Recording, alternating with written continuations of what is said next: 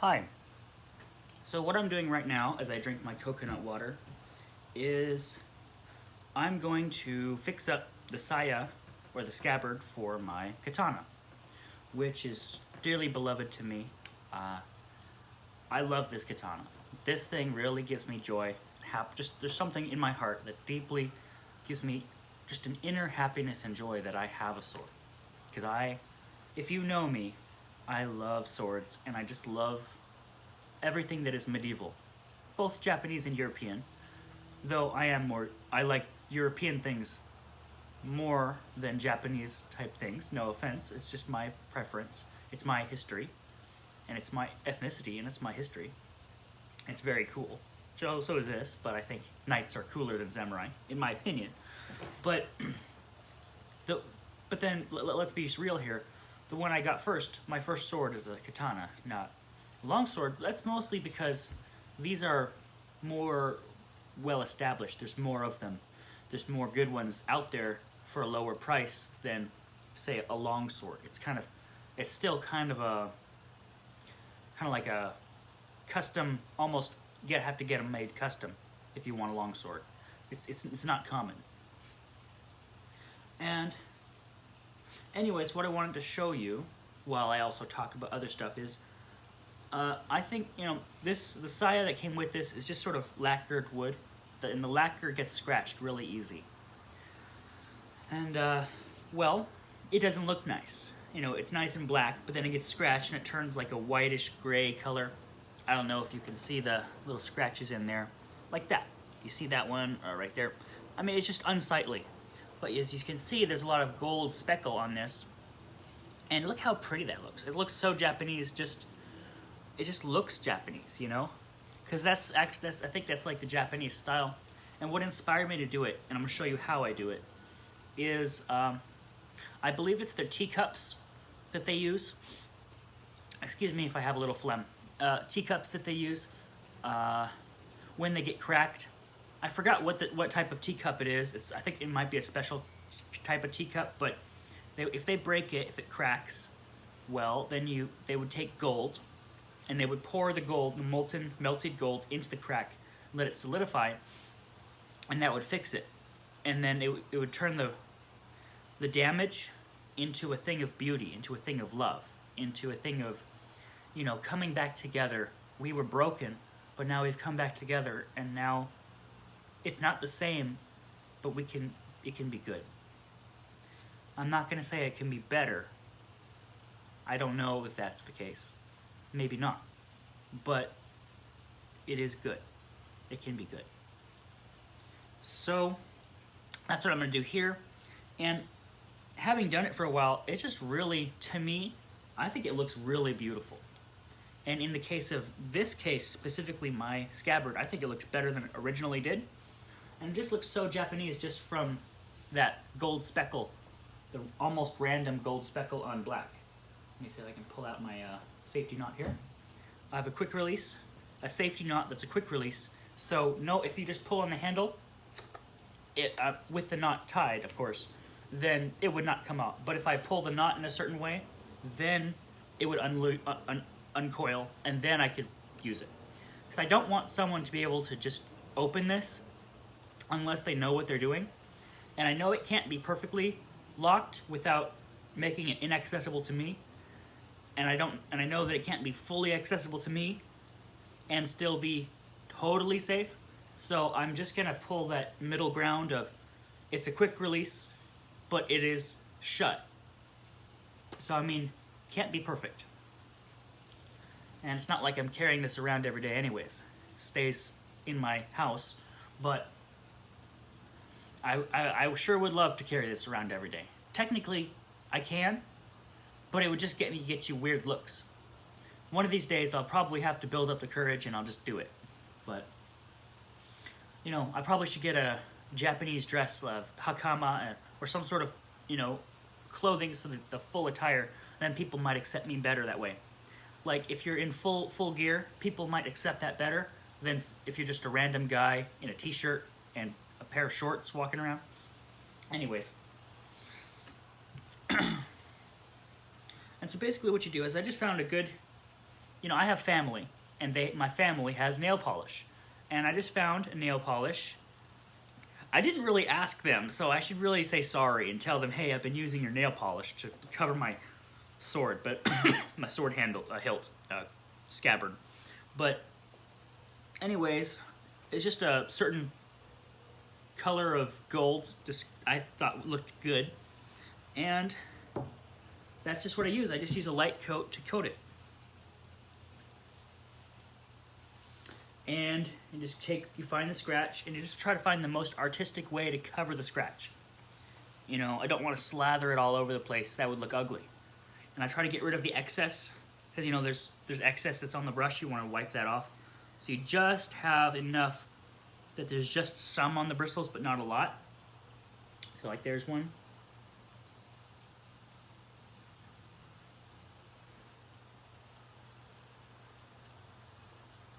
Yeah, and you want to try to avoid any like jagged edges or weird, L shapes. Just try to make them nice and straight, nice and clean looking.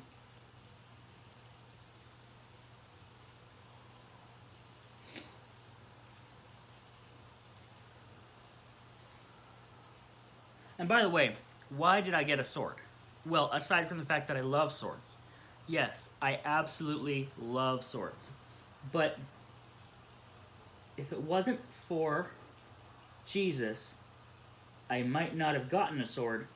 Even though I loved it, it might have taken me a long time to do, just because, why do you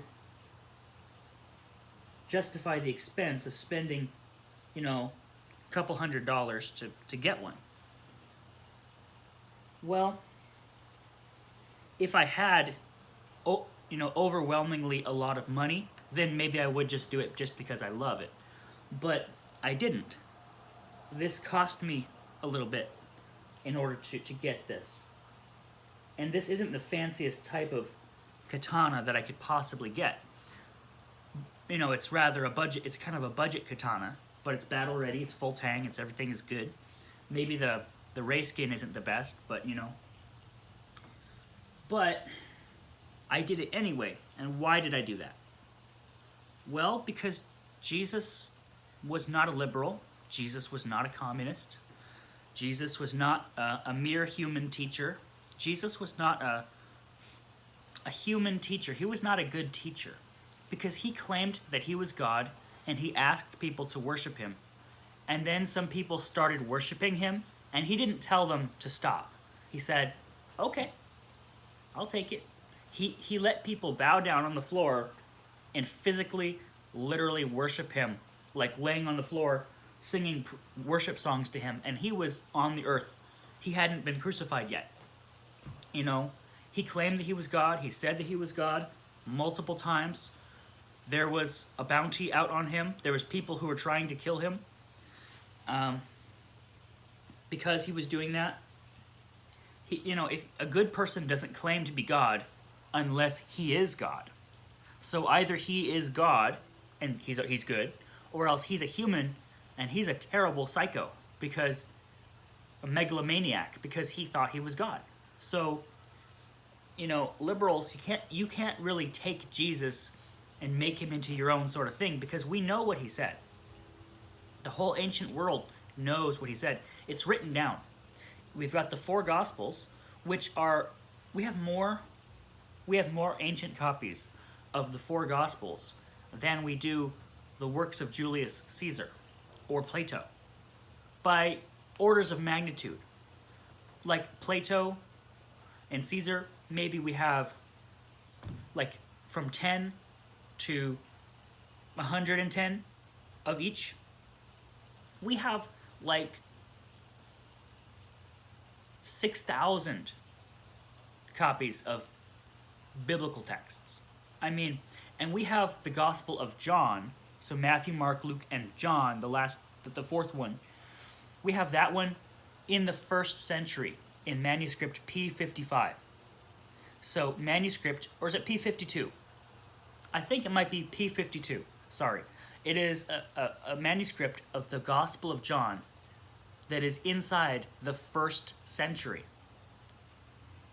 So your whole idea that, oh, the Bible was written by people hundreds of years after, that's total baloney. Your idea has been blown out of the water. No one who's a legitimate historian believes that anymore unless they're deluded. Because there are deluded people who are very powerful and famous in the realms of academia, but they're teaching you bullshit. And they get paid lots of money to teach you stuff that's stupid because people like to hear their own opinions repeated back to them by academics, teachers, bigwigs, whatever you want to call it, people in museums who they like to teach their own opinions instead of history. It's a thing, and they get big bucks to do it because anti-Jesus opinions are popular.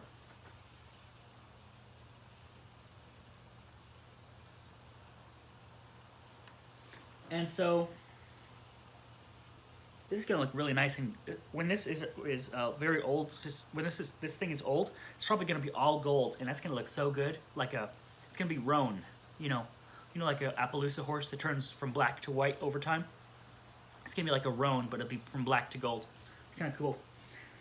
And the reason why, anyways, that I got the sword, even though it cost me it was hard to get that money out. It was like I couldn't really. It was hard to afford it, but I did.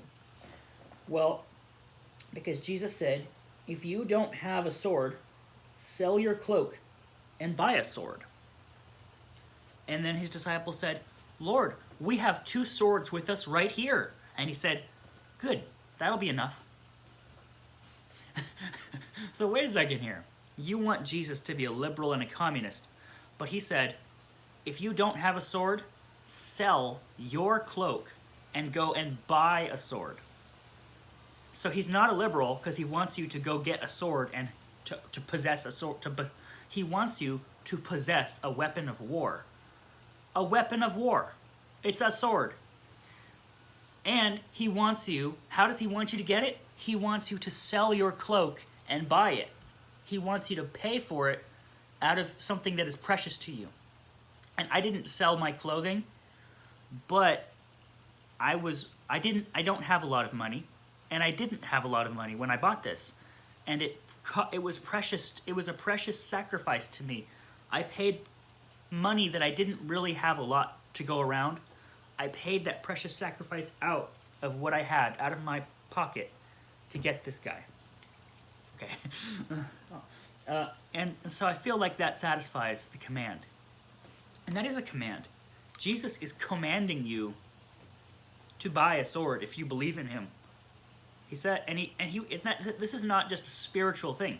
And number one reason why you can say that is because his disciples immediately said, Lord, we have 2 swords right here. Like the guy, hey man, you want to buy a watch? And he opens up his jacket and he's like, Lord, we have 2 swords right here. And he's like, and how does Jesus respond? Does he say, no, Peter, no, Philip, I was being spiritual and metaphorical? He says, oh, okay, good job. That'll be enough. That's what he says. That'll be enough. That's good. That was his response.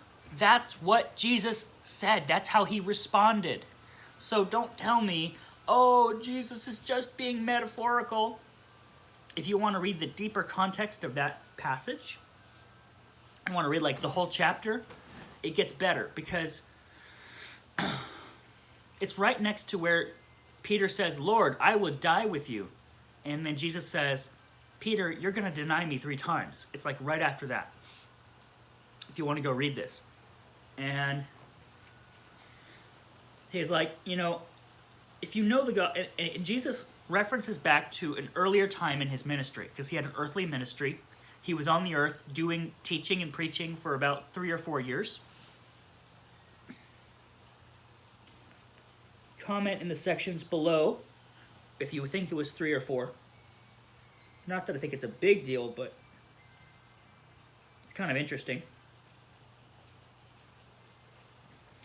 And earlier in the period when back when they were kind of getting started, he sent the disciples out. He had 12 disciples, Uh,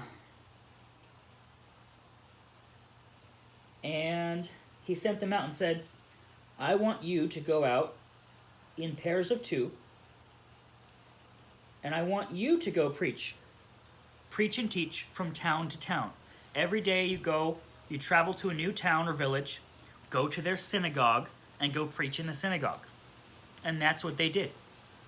And he told them, don't bring any jacket, don't bring a staff, don't take an extra pair of shoes, just keep one pair of shoes that you have with you.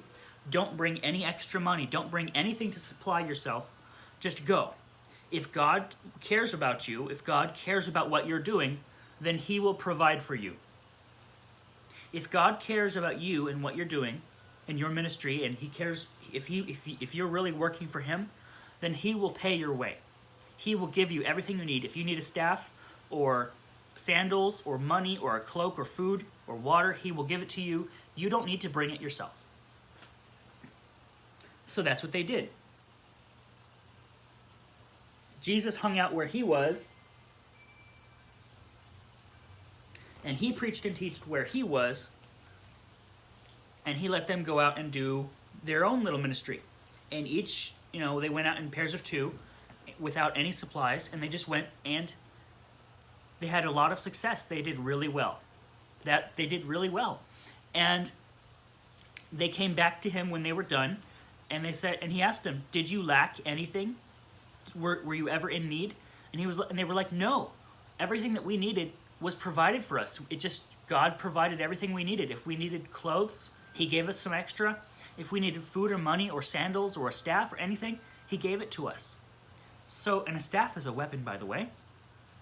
A staff is a weapon. Why would God provide you a weapon, a staff, which I would say is the most universal weapon. It is perhaps the most universal. Aside, the sword and the staff are basically, in my opinion, the most universal weapon, the most basic and almost perfect weapons. But why would God provide you a staff if God hates weapons and God is a liberal and Jesus is a liberal? Well, it's because he's not. And by the way, liberalism is fascism. In case you forgot, the word Nazi is National Socialist. It's a left-wing. Nazism, fascism, is a radical left-wing ideology and political system. Left-wing political systems are based on the central government having all the power, and the people, it's a collectivism, and the people do not have the power. The government has the power. Conservatism is based on the government has very little power or no power, and the people have most of the power or all the power. That's the difference. So if you want to know the sliding scale spectrum of politics, liberals, leftists want a government to have all the power, and conservatives, right-wingers, they want the government to have no power. They want peace. Whereas liberals, they want the power because they want a government to tell them what to do, almost because they don't have the ability to tell themselves what to do. They need someone to give them orders. And it's really sick. It's an unhealthy, twisted lifestyle, honestly. But fascism is National Socialism, and communism is international socialism. The only difference between fascism, Nazism, and communism is communists are anti-nationalist. They are globalists. They do not like national sovereignty. They want a one-world government.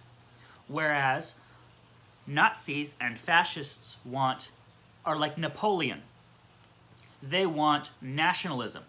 But they're socialists. They're not capitalists. They're socialists. They're the same as commies, but they want nationalism. Commies and Nazis agree on Commies and Nazis agree on politics and economics. They disagree on nationalism and ethnicity. Communists want to divide people up into tribal groups into different, little groups of society, and to have everyone fighting amongst each other, like the rich versus the poor.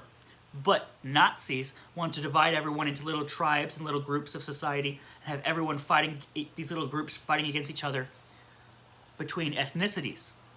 So Nazis judge people, they're judgmental against racial groups, but commies are judgmental against economic groups like lower class, middle class, upper class. They want to divide people up